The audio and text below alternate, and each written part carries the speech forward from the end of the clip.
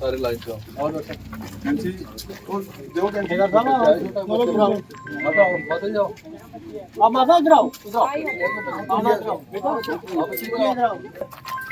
क्या नाम है स्कूल का? स्प्रिंगडेल। यार मेरे बच्चे भी पढ़ते हैं, तो अच्छी बात है। चला लोगे? करो बच्चे। जय श्री राम, जय श्री राम।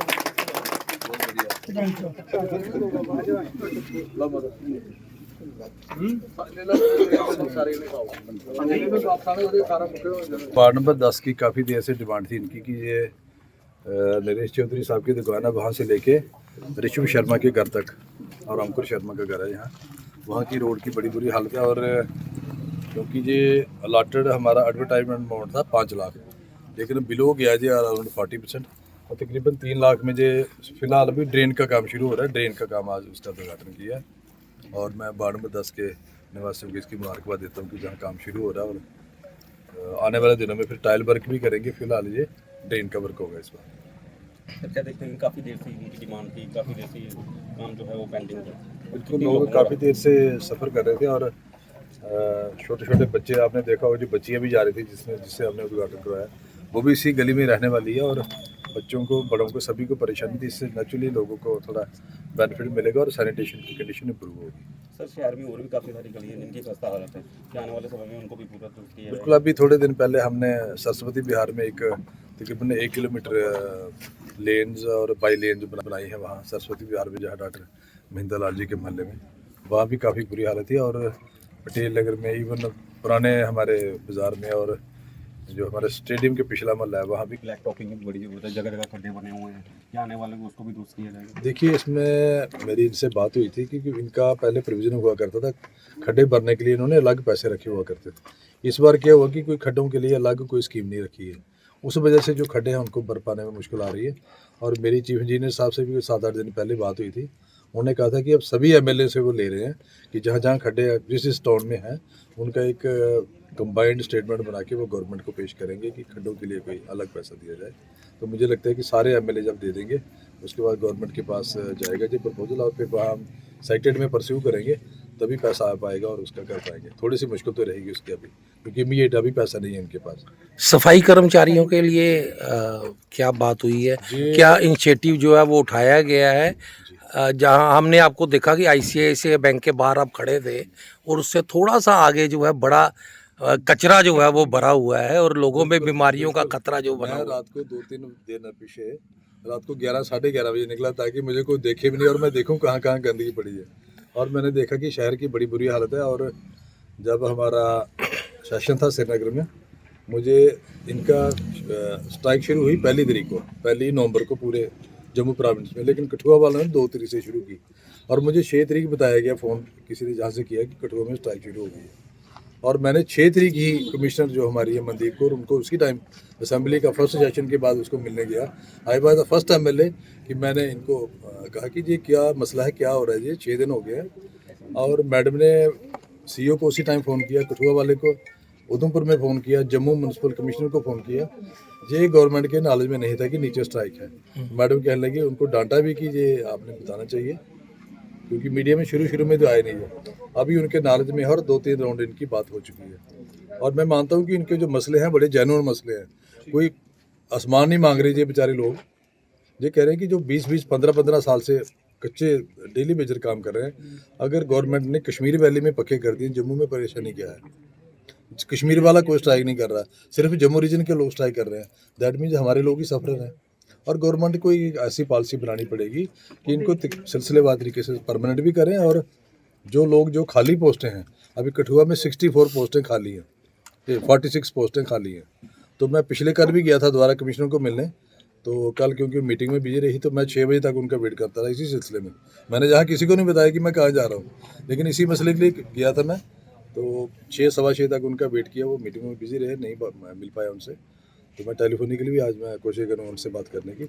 और मेरी भी यही गवर्नमेंट से आपके माध्यम से ये रिक्वेस्ट है कि टाइमली इनकी मसले हल किए जाए। अभी काफ़ी देर हो गई है और ये बीमारी सर्दियाँ इसलिए हम बचे हैं, अगर गर्मियाँ होती अभी तक पता नहीं कितने लोग मर जाने वाले महामारी से। तो गवर्नमेंट को भी इस पर संज्ञान लेना चाहिए इमीडिएटली, और हम सभी एमएलए का भी यही प्रयास है कि ये मसला हल हो सभी का। इनका जो डेली वेजेस इनका परमानेंट के लिए कह रहे हैं, दूसरा कह रहे हैं कि हमें सेफ्टी के किट मिलना चाहिए काम करने के लिए, वो भी ठीक है। ऐसा काम ये कर रहे हैं समाज को कोई भी वर्ग, मैं कहता हूँ मुझे कोई 20,000 रुपये देगी एक दिन के लिए कि मैं नहीं करूँगा, तो लिहाजा अगर इतना वो वाइटल काम कर रहे हैं तो हम सभी को उनके मदद के लिए आगे आना चाहिए respective of any party affiliation.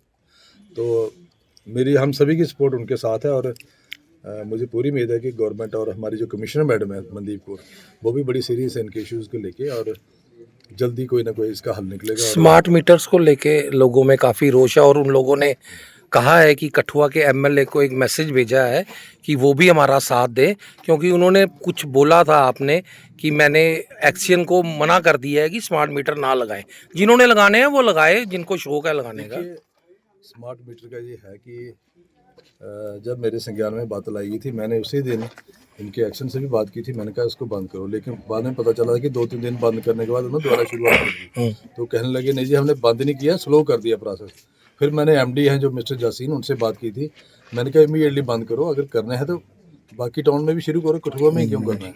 तो उन्होंने कहा था कि हमने फिलहाल बंद कर दिया कठुआ, लेकिन गवर्नमेंट की अगर थ्रस्ट है हर जगह मीटर लगाने का, क्योंकि सेंट्रल गवर्नमेंट ने कहा कि पावर रिफॉर्म जब तक आप नहीं लाओगे इनको फर्दर फंडिंग नहीं होगी पीडीडी में। ये उन्होंने कंडीशन रखी है कि फर्दर फंडिंग तभी होगी स्टेट में कि जब आप पावर रिफॉर्म में ये भी है कि स्मार्ट मीटर भी है। जो टैरिफ है हमारा बिजली का जो किराया है सबसे कम है इंडिया में, जितने की अगर पर यूनिट मेरे ख्याल में 4 या 5 रुपये पर यूनिट ले रहे हैं, और कंज्यूमर से 2 या 3 रुपये ले रहे हैं गवर्नमेंट।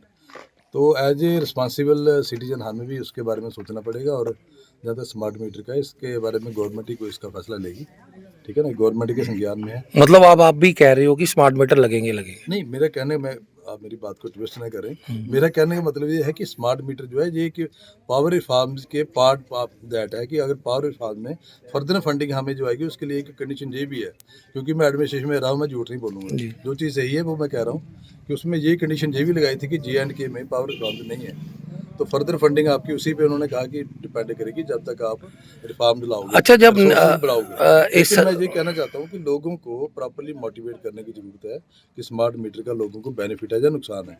वहाँ कहीं ना कहीं गवर्नमेंट की जो डिपार्टमेंट की जो है उसमें कमी नज़र आती है। लोगों के पास पहले मीटर लगाने से पहले लोगों को मोटिवेट तो करें, भाई इसका ये फ़ायदा है।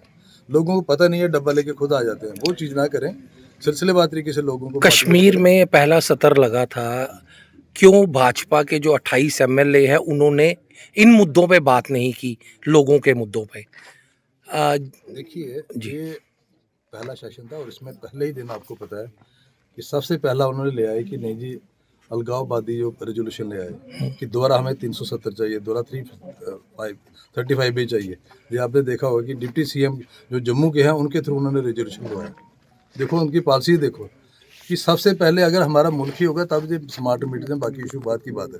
जब देश पे बात आएगी पहले देश का मसला उठाना जरूरी है। जब हमारा मुल्क ही नहीं रहेगा, इंटेग्रिटी नहीं रहेगी कंट्री की, तो हम सभी ने यही, हमारी पार्टी ने यही फैसला किया कि सबसे पहले जो देश हित की बात है पहले वो करेंगे। हम नुकसान उठा लेंगे लेकिन देश पे जो देश को तोड़ने की जो कोशिश करेंगे उस चीज़ों को बर्दाश्त नहीं किया जाएगा, और उसके लिए जोर से हम सभी ने विरोध किया। नहीं, वो रेजोल्यूशन हमने भी पढ़ा है, उस रेजोल्यूशन में 370 और 35A की कोई बात ही नहीं है। स्टेटस क्या है? स्पेशल स्टेटस हमने पढ़ा, वो हमने उसको फाड़ा भी वहाँ पढ़ने के बाद फाड़ा वो, तो उसमें कहा कि स्पेशल जो प्रोविजन है सारे लाए जाए, तो वो कहीं ना कहीं गवर्नमेंट को उसको दोबारा रीथिंक करने की। अच्छा, एक आखिरी सवाल है आपसे। बाकी इशू है जिस तरह स्मार्ट मीटर का आप कह रहे हैं, जहाँ जहाँ कंज्यूमर को कोई परेशानी है उसके लिए हमारी पार्टी हमेशा। एक आखिरी सवाल है, 21वीं सदी चल रही है, हिंदुस्तान और हम लोग आज भी गलियों नालियों के लिए जो है वो मर रहे हैं। हमें आज तक गलियां नालियां नहीं पहुंचे और देश जो है वो तरक्की की तरफ जा रहा है, जैसे कि हमारे प्रधानमंत्री नरेंद्र मोदी कहते हैं नया जम्मू कश्मीर। तो हम अभी गलियों के चक्करों में पड़े हैं और कई साल हो गए हमारे देश को आज़ाद हुए। उस पे आपका क्या कहना है? देखिए, डेवलपमेंट जो है एक स्टेशनरी प्रोसेस नहीं है, ये कंटिन्यूस प्रोसेस है। जैसे जैसे इस एरिया में देखो, ये सारा हैबिटेशन नहीं थी, जहाँ घर नहीं थे, जैसे जैसे नई नई लोकेलिटीज़ बनेगी नेचुरली वहाँ डेवलपमेंट का इशू बना रहेगा। वहाँ लेन भी चाहिए, ड्रेन भी चाहिए, पानी की मसला भी चाहिए, बिजली का भी चाहिए। तो ये डेवलपमेंट मैं नहीं कहूँगा कि अगले 10 साल में डेवलपमेंट का प्रोसेस खत्म हो जाएगा। ये कंटिन्यूस प्रोसेस है और ये कंटिन्यू जब तक सृष्टि है तब तक चलना है और डेवलपमेंट रुकने वाला प्रोसेस है। सर 370 तो नहीं, क्या 371 एक्सटेंड हो सकता है जम्मू के लिए? जी, बहुत बड़ा क्वेश्चन आपने पूछा। मैं छोटा सा कार्य करता हूँ जो सारे नेशनल पार्टी डिसाइड करेंगे उसके बारे में। ਅੱਜ ਪਹਿਲਾਂ ਤੇ ਸਾਰੇ ਲੋਕੀ ਜੀ ਇਸ ਗਲੀ ਦੀ ਜਿਹੜੇ ਡਿਮਾਂਡ ਰੱਖੀ ਸੀ ਸਾਡੇ ਅੱਗੇ, ਅੱਜ ਇਹ ਗਲੀ ਦਾ ਕਾਰਜ ਸ਼ੁਰੂ ਹੋਇਆ। ਮੈਂ ਸਾਰਿਆਂ ਨੂੰ ਮੁਬਾਰਕ ਦਿੰਦਾ ਔਰ ਖਾਸ ਕਰੀਏ ਆਪਣੇ ਵਾਰਡ ਨੰਬਰ 10 ਦੇ ਲੋਕੇ ਜੀ। ਮੈਂ ਆਖਣਾ ਚਾਹੁੰਦਾ ਕਿ ਦੇਖੋ ਆਸਤਾ ਆਸਤਾ ਜਿਹੀਆਂ ਹੁਣ ਅਸੀਂ ਅੱਗੇ ਵੀ ਪਲਾਨ ਰੱਖੇ ਦੇ ਗਲੀਆਂ ਦੇ ਬੜੀ ਜਲਦੀ ਉਦਘਾਟਨ ਜਿਹੜੇ ਆ ਹੁਣ ਸ਼ੁਰੂਆਤ 'ਚ ਸ਼ੁਰੂ ਹੋਈ ਹੈ। ਬਸ ਜ਼ਿਆਦਾ ਨਹੀਂ ਮੈਂ ਲੋਕਾਂ ਹੀ ਆਖਣਾ ਚਾਹੁੰਦਾ ਕਿਉਂਕਿ ਲੋਕ ਤੇ ਜਗਦਮ ਹੀ ਸਭ ਕੁਝ ਮੰਗਦੇ ਆ। ਮੈਂ ਆਖਣਾ ਚਾਹੁੰਦਾ ਕਿ ਆਏ ਤੇ ਹੁਣ 1 ਮਹੀਨਾ ਹੋਇਆ ਐਮਐਲਏ ਸਾਹਿਬ ਹੋਰੇ ਬਣੇ ਦੇ। ਅਸੀਂ ਕਾਫੀ ਸਾਰੀ ਗਲੀਆਂ ਜਿਹੜੀਆਂ ਵਾਰਡ ਨੰਬਰ 10 ਦੀਆਂ ਗਲੀਆਂ ਹੈ ਜਾਂ ਕੋਈ ਕਿੰਨਾ ਪੁਰਾਣਾ ਮਹੱਲਾ ਹੈ ਇਹ? ਕਮ ਸੇ ਕਮ ਕੋਈ ਮੇਰੇ ਖਿਆਲ ਕੋਈ 15-20 ਸਾਲ ਪੁਰਾਣਾ ਜਿਹੜਾ ਮਹੱਲਾ ਆ। ਇੱਥੇ 1-2 ਘਰ ਆ ਪਹਿਲੇ, ਤੇ ਹੁਣ ਜਿਹੜੇ ਆ ਇਹ ਘਰ ਜਿਹੜੇ ਕਾਫੀ ਜ਼ਿਆਦਾ ਹੋਈਏ। ਪਿੱਛੇ ਅੱਗੇ ਤੇ ਸਾਰੀਆਂ ਗਲੀਆਂ ਇਹ ਬਣਾਈ ਉੜੀਆਂ, ਉੱਪਰ ਨਹਿਰ ਵਾਲੀ ਸਾਈਡ ਇੱਧਰ ਵੀ ਇਹ 2-4 ਗਲੀਆਂ ਜਿਹੜੀਆਂ ਰਹਿਦੀਆਂ ਇਹ ਵੀ ਬੜੀ ਜਲਦੀ ਇਹ ਗਲੀਆਂ ਬਣਾਈ ਹੁੰਦੀਆਂ। ਠੀਕ ਹੈ, ਇਹ ਦੱਸੋ ਨਾ। मीवाई से नाले मतलब पानी आगे घुस गया, उधर पीछे नाला आ रहा है, ठीक है। अच्छा इस साइड पानी उधर जाना आगे, अच्छा, के प्रॉब्लम की है? इस नाले पानी लोग का सारे घर भरता, मतलब आगे पानी नाला निकला, कोई रास्ता नहीं, पानी आने आगे। ਤੇ ਐਮਐਲਏ ਸਾਹਿਬ ਨੇ ਉਦਘਾਟਨ ਕੀਤਾ ਹੈ ਤਾਂ ਤੁਸੀਂ ਗੱਲ ਹੀ ਨਹੀਂ ਕੀਤੀ ਕੋਈ? मैं आया हूँ, बताइए दिखा नाला उधर, आखा नाला इधर इधर नाला आ रहा, ठीक है। आगे नाला बंद हो तो पानी कुछ जाना आगे। मतलब काफी प्रॉब्लम है, काफी प्रॉब्लम, मतलब लोग का घर पानी भरता है। ਤੁਸੀਂ ਕੀ ਚਾਹੁੰਦੇ ਹੋ ਕਿ ਇਹ ਖੁੱਲ੍ਹਾ ये नाला निकलना चाहिए बस। ਇਹ ਨਾਲਾ ਨਿਕਲਣਾ? ਤਾਂ ਉਹਦੇ ਨਾਲ ਕਿੰਨੇ ਘਰਾਂ ਕੀ ਇਹਦੇ ਨਾਲ ਨੁਕਸਾਨ ਹੈ? पूरे लास्ट एंड तक नुकसान है। पिछू नाला आ रहा, इथों नाला बंद है आगे। मैं पिछू नाला के कटान करने, इस नाले का नुकसान ही है। अगे पानी जाएगा ही नहीं, नाला कटन का पिछू के पास ਮਤਲਬ ਬਿਮਾਰੀਆਂ ਫੈਲੀ ਸਕਦੀਆਂ? फैल रही है, पानी इतने ही रुकेगा, अगे नाला ही नहीं है, पानी जाएगा कितने? ਠੀਕ ਹੈ, ठीक है नहीं। ਠੀਕ, ਜਿਹੜਾ ਮਤਲਬ ਕਿ ਉੱਪਰ ਲੋਕ ਮੈਂ ਕਿਹਾ 50-100 ਘਰ ਹੋਣਾ ਉਹਦਾ ਪਾਣੀ ਇੱਧਰ ਆਣਾ सारा इतने आएगा, ਤੇ ਇਧਰੋਂ ਅੱਗੇ ਕੋਈ ਨਿਕਾਸ ਨਹੀਂ ਹੈ। निकास ही नहीं है, जाना कितने है? ਤੇ ਫਿਰ ਇਹ ਕਿੰਨਾ ਬਣਾ ਦੇਣੇ ਇਹ ਨਾਲੀਆਂ जाना ਜਾਣ? इन्होंने आगे ना बिल्कुल नाला बंद है, ਅੱਛਾ, ते आगे नाला भी निकल, अगर इधरों पानी आया ना सारा इधरों निकल जाना कुछ फिर ਨਿਕਾਸ ਕੋਈ ਨਹੀਂ ਹੈ। कोई नहीं है। पहले निकले नाला बिल्कुल बंद हो गया है। ਮਤਲਬ ਲੋਕ ਬਿਮਾਰ ਵੀ ਹੋਈ ਸਕਦੇ ਨੇ, ਮੱਛਰ ਵੀ ਆਈ ਸਕਦਾ, ਡੇਂਗੂ। मिनट लगता इयां बीमार हो जाते बंदे, ते ये ते गंदगी है। तो भाई जिस तरह मेरे वीर जी साड़ा पहले एक हटाओ, फिर इधरों जिसला भी होए ना तो पानी इधर ही जाना। ठीक,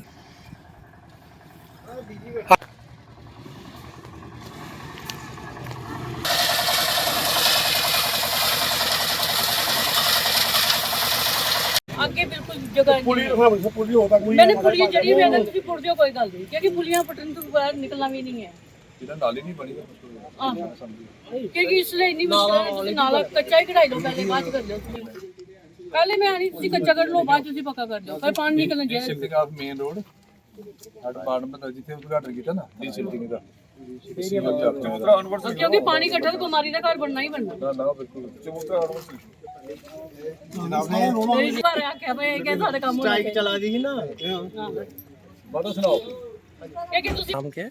जी, मेरा नाम अशोक भारती है। जी, आप हमें ये बताइए कि ये जो आज गली का उद्घाटन हुआ है, कितनी बड़ी गली है और इसका अमाउंट क्या है गली का? ये जो आज एमएलए साहब ने यहाँ उद्घाटन किया है लेन का, इसकी ड्रेन बन रही है यहाँ पे। इसकी टोटल लेंथ है लगभग कोई 75 मीटर सेंटर ड्रेन बन रही है और इसकी अलॉटेड कॉस्ट है लगभग कोई 2.99 लाख। ठीक, हाँ जी। टेंडर कितने का था ये? ये एडवर्टाइज कॉस्ट थी 5 लाख की। जी, हाँ जी।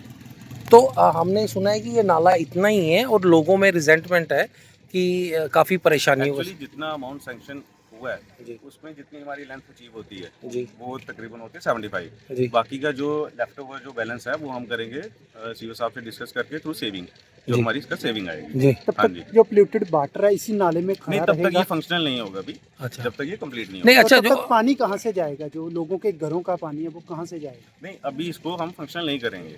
क्योंकि जैसे ही ये कंप्लीट होता है तो सीओ साहब से हम टेकअप करेंगे ये मैटर, और जो लेफ्ट ओवर हमारा जो है बैलेंस अमाउंट इसका, उसमें हम कोशिश करेंगे हमारी बाकी जो लेंथ है वो कवर हो जाए। बाकी कितनी जगह कितनी है टोटल, वहाँ से यहाँ तक कितनी बनती है? ये लगभग आधी होगी, आधी और होगी।